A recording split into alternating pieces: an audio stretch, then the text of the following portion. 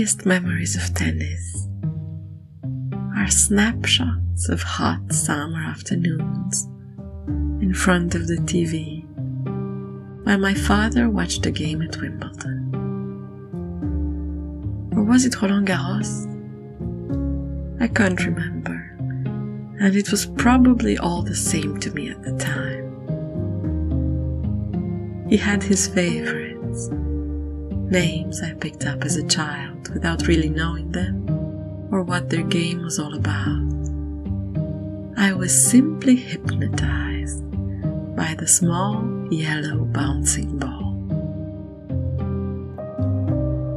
I think I only became aware of the game somewhere between the rise of Roger Federer and the discovery of Novak Djokovic.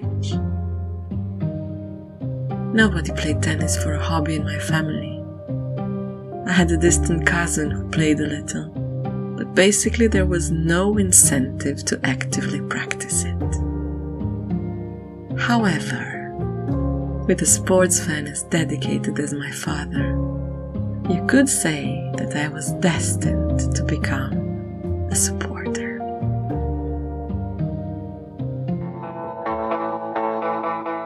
Fast forward to the spring of 2017. I had just returned from Liverpool, where I attended my first game on Anfield, a whole other subject for a future video maybe.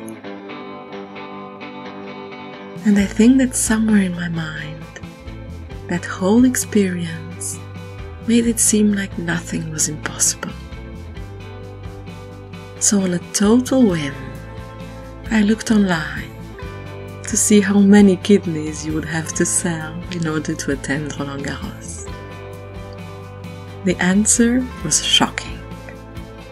For the price of a 3-course dinner in Paris, you could spend the whole day on the smaller courts at Roland Garros and experience firsthand the vibes of a Grand Slam tournament. This is where the true madness began. With the exception of the pandemic, I haven't missed an edition since. Maybe it's not a lifetime thing, but it is most definitely the start of a tradition.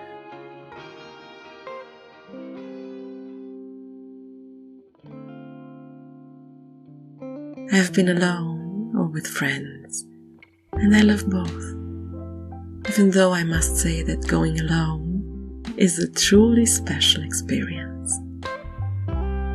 Like many other activities, I suppose, going alone forces you to be in the present moment and observe everything around you, instead of chit-chatting about this or that.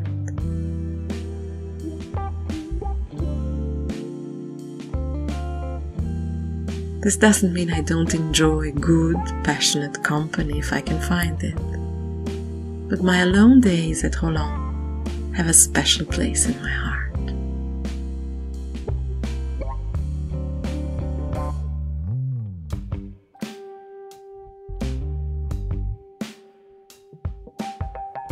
I get to wander the alleys around the elegant Simone Mathieu court and admire the greenhouse inspiration coming from the historical Auteuil Botanical Gardens next door. These exquisite gritstone buildings used to host the orangery, carpentry and blacksmith workshops, but also the chief gardener's apartments. Today they give a cozy village vibe to the tournament grounds, with stylish restaurants and shops.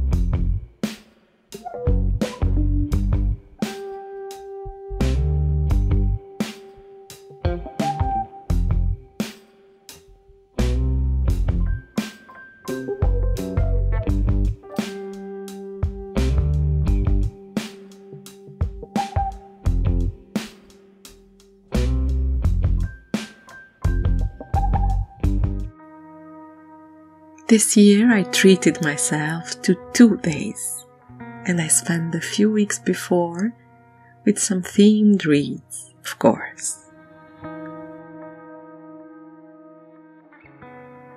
David Foster Wallace's essays on tennis, brought together under the name String Theory, have many descriptive passages on specific games he remembers,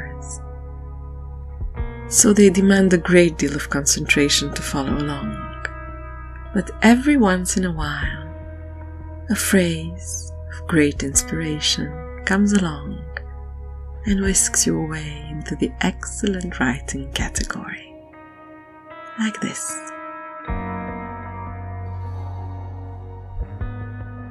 Beauty is not the goal of competitive sports, but high-level sports are a prime venue for the expression of human beauty.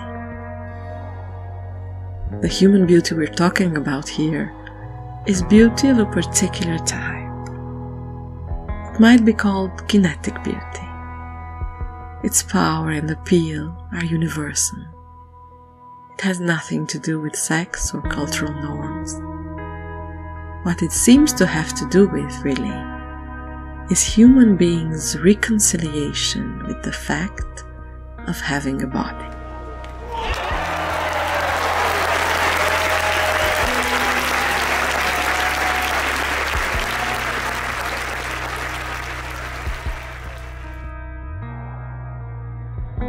And then I dove into Christopher Clarey's biography of Roger Federer, the master.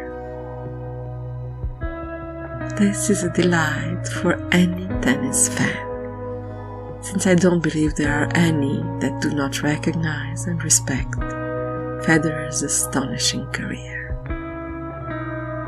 Just like with string theory, you do have to concentrate quite a bit to follow the descriptions of specific games or match points.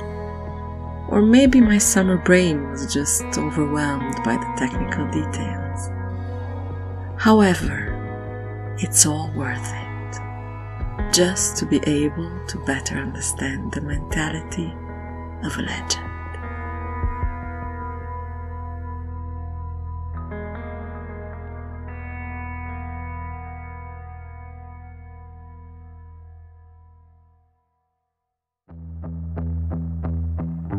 My first read was actually my favorite, starting with the title, Love Game by Elizabeth Wilson.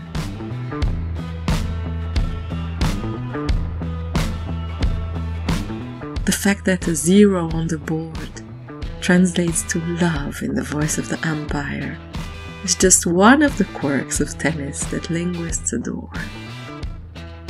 And the book comes up with a clever explanation for it, taking the reader through the history of the game, from its beginnings as a Victorian pastime to the multi-billion-dollar industry it is today. One of the central subjects is the amateur versus professional status, and I found the information to be extremely valuable if, like me, you happen to catch the bug at one point without knowing a great deal about the past. This also makes for a perfect introduction to Roland Garros, since many of the legends you read about are symbolized all around the stadium complex. From Suzanne Lenglen's skirt blowing in the wind, to the Musketeer's Garden honoring legends of the 20s and 30s, Henri Cochet, René Lacoste, Jean Borotra and Jacques Bruno.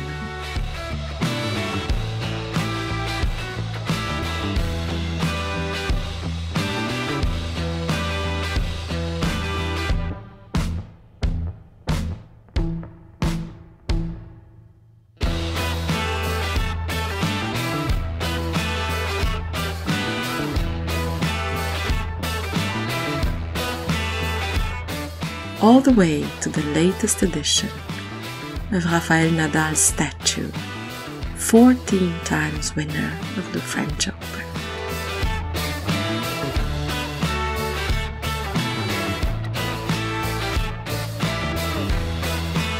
It should come as no surprise that the historical approach to tennis is my personal favorite out of the three.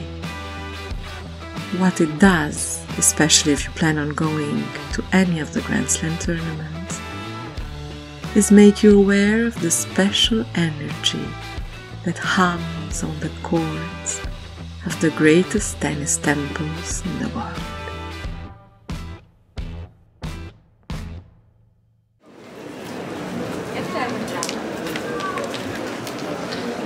Prenez la première place disponible, s'il vous plaît. Les joueurs sont prêts.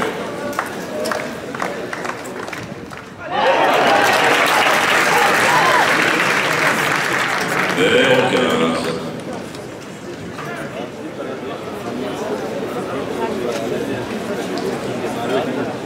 Prenez place rapidement, s'il vous plaît, mesdames et messieurs, merci.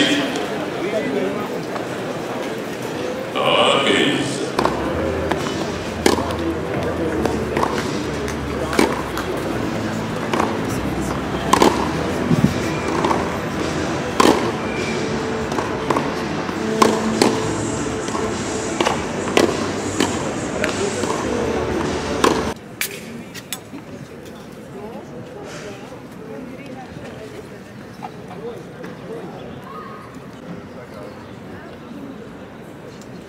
All right, please.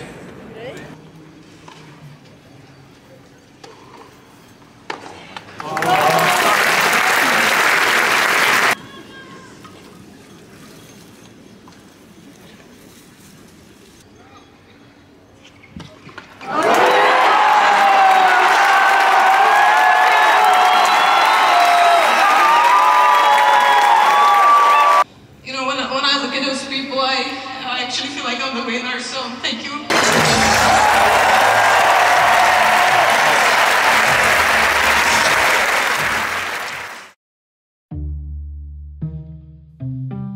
But whether I see it live or in front of a screen, tennis embodies some of the highest values I admire in sports. The absolute silence achieved by tens of thousands of souls waiting for that perfect backhand. The elegance of a perfect ace placed on the tee. The grace of a confrontation with no physical contact. The fair play that never fails to elevate both players and supporters to a refined version of competition.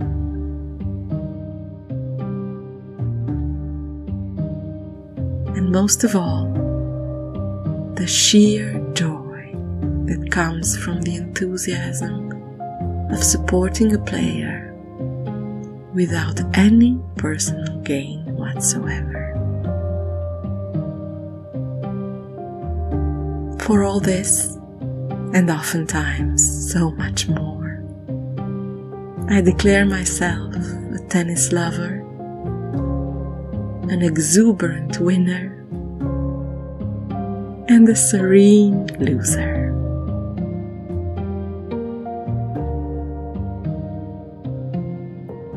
Until next time, enjoy your reading and support your champion.